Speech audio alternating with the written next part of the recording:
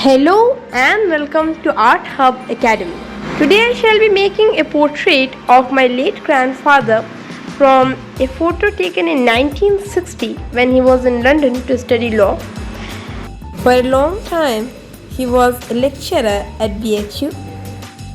And most importantly, he has had a huge impact on my life from being a teacher and a guide. I won't say a friend because he was a very strict person as far as I remember.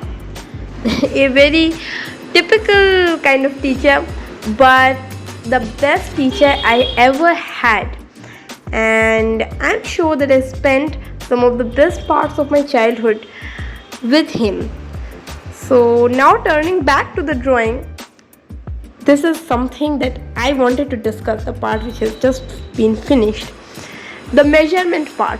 I have never discussed measurement in any of my previous videos because I think that it is a very difficult topic. Most artists, perhaps nobody, can really tell how to take measurements for a portrait. If you want to make a face, a generic face, I have a face video in my channel as well, where I describe the normal rules. The length of the face being 3 noses and the width being 5 eyes. But apart from that, a portrait has so much more which is practically impossible to put into words.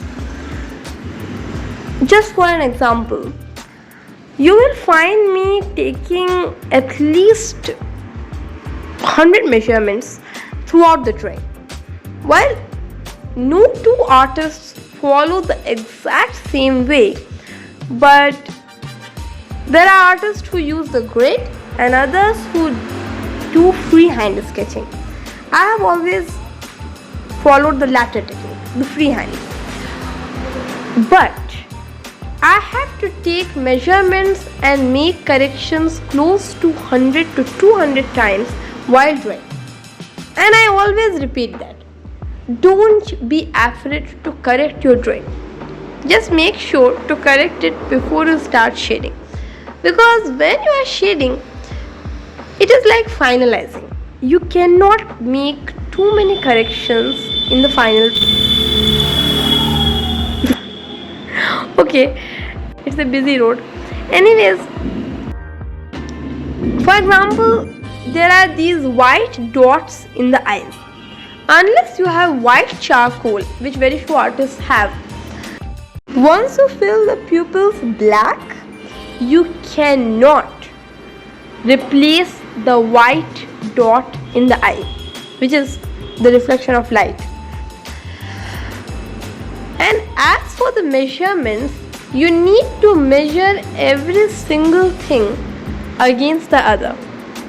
For example, you can measure the width of the cheeks using the width of the nose, or the width of the eyes, or the length of the forehead, the width of the forehead. Honestly, you can measure everything against the other thing. Best policy is to actually measure everything against everything.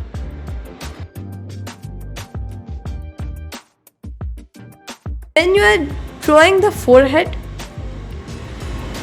check in the photograph what is the ratio of the forehead to the nose and the width of the face to the forehead.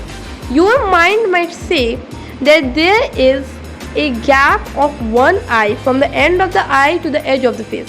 But that is usually not what happens, and all portrait artists shall agree with me.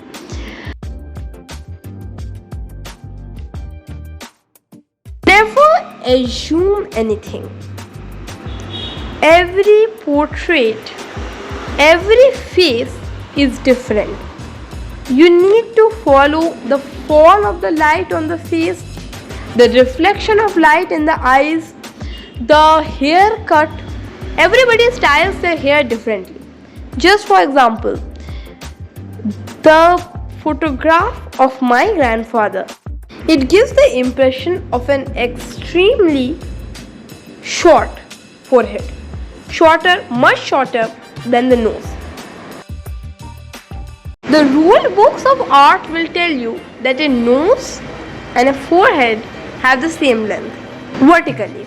So, did my grandfather have a short forehead? Not at all. He just styled his hair that way. And that is the point.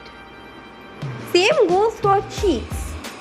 For example, you might assume, if you follow the rule book, that the region around the eyes is the broadest part of the face.